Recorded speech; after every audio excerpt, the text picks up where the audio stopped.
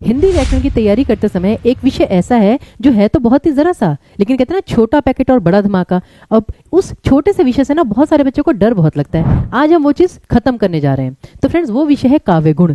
काव्य गुण के 3 ही प्रकार होते हैं, माधुर्य, ओज और प्रसाद। अब उसमें सिंपल सी समझने वाली बात यह है फ्रेंड्स कि जैसे ओज गुण, ओज मतलब होता है एग्रेशन। तो जहां पे आपका जैसे वीर रस, रौद्र रस, भयानक रस या विभत्स रस हो, या फिर पंक्तियां पढ़कर आपको समझ में आ जाता है कि यहाँ पे थोड़ा एग्रेशन दिखाया जा रहा है, चाहे आपको उसका अर्थ ना समझ में आए। वैसे उसमें ट वर्ग भी काफी ज्यादा होता है, ट ठ ड, तो वहां पर आपका ओज गुण, और इसको पहचानना सबसे आसान है, कर दीजिए साइड में। फिर आता है कि पंक्तियां पढ़कर आपको उसका अर्थ कितनी जल्दी समझ में आया।